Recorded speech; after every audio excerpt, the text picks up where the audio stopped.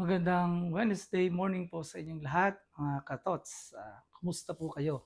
Ako po ulit muna ang inyong mga kasama, Father Reynald po ng Immaculate Conception Parish dito sa Buwak. At ang ating po magiging tanong sa umagang ito, paano ba ang magmahal? Ano? Paano ba ang magmahal? Meron pong isang awit, sina Piolo Pascual at Sarah Geronimo. Ito po yung sinasabi ng awit, paano ba ang magmahal? Palagi bang masasaktan o nasasaktan? Umiiyak na lang palagi, gusto ko nang lumisan. Paano ba ang magmahal, kailangan bang nasasaktan? Lagi na lang di maaari, ngunit ayaw lumisan. Sa Ebanghelyo naman po, minamahal na mga kapatid, para bagang sinasagot yung tanong, paano ba ang magmahal? Ang ating pong mabuting balita ay ayon kay San Juan, mga kabanata 3, mga talata 16 hanggang 21.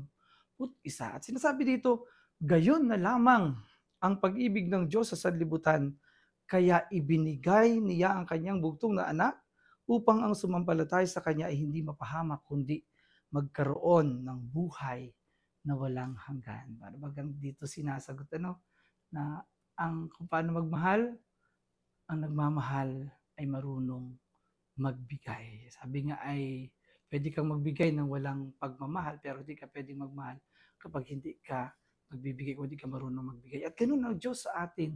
Ganoon na lamang ang kanyang pagmamahal sa atin. Kaya ibinigay niya ang kanyang bugtong na anak, ang kanyang kaisa-isang anak, ang ating Panginoong Jesucristo. Pangkaraniwan sa ating mga tao kapag kukunti na lang nasa atin o iisa na lang nasa atin, ang iniisip natin yan, sa atin na lamang yun, hindi na natin ibibigay yun sa iba. Iisip natin, paano ako? O kaya, paano kami? Sa amin na lang ito. Pero ang Diyos, hindi ganyan. Sa sobrang pagmamahal niya, kahit yung kanyang kaisa-isang anak, ibinigay sa atin. At ito naman kanyang anak, ang ating Panginoon, nagbigay din. Sapagkat yun din naman pagmamahal, yun din yung mahal. Pagmamahal ng ama, pagmamahal ng anak ay iisa. Sapagkat sila iisang Diyos. Kaya nagbigay din siya ng buong sarili. Simula sa kanyang ministeryo, paano niya tinugunan ang pangangailangan ng mga tao noon, pagpapagaling ng mga may karamdaman, kahit pagbuhay ng patay, at marami pang iba. At ibinigay niya ang kanyang sarili hanggang sa krus, hanggang sa kamatayan sa krus. Dahil mahal niya tayo. Siguro nga, kaakibat na nun, o kasama na ng pagbibigay, ay yung masaktan.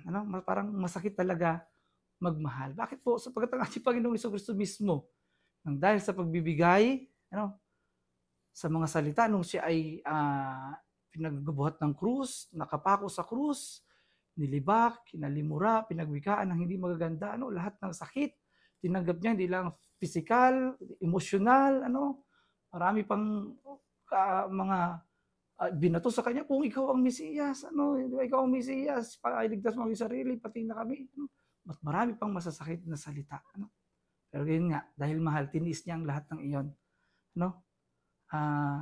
Ibinigay pa rin niya ang kanyang buong sarili. Talagang nasaktan siya hanggang sa pagkapako sa krus. Kaya ito yung magandang paalala sa atin, natural sa ating magmahal sapagkat galing tayo sa, nagmula tayo sa pinagmumulahan ng pag-ibig, ang Diyos. Kaya kung tayo man nakakaranas ng sakit, dahil siyempre ang nagmamalayaw nating nakikitang nasasaktan yung ating minamahal, nahihirapan, dahil sa karamdaman o paghihirap kung anumang meron, parang nasasaktan tayo kapag nasasaktan din yung ating minamahal. Ganun din ang Diyos para sa atin. Pero lagi nating tatandaan na hindi natapos sa sakit, hindi natapos sa kamatayan.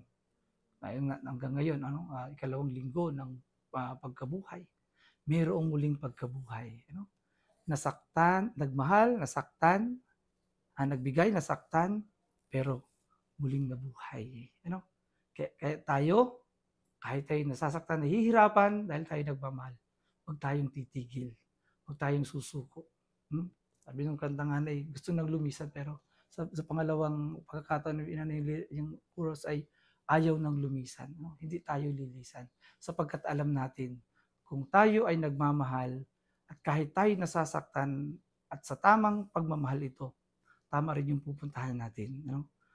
Ang ating Panginoon nabuhay na maguli. Tayo rin, ano? May nag-iintay na panibagong buhay.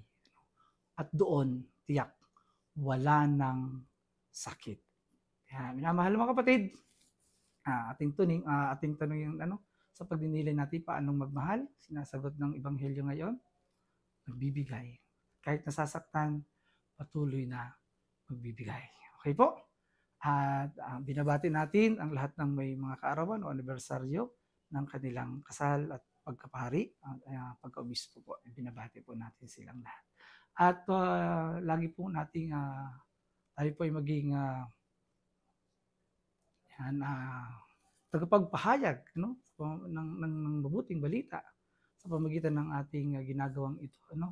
Please like, follow and share our Facebook account sa TikTok din at saka sa Instagram. At huwag po natin kalilimutan, sabi ng ating minamahal na obispo, dating obispo Bishop Juni, be blessed and be a blessing.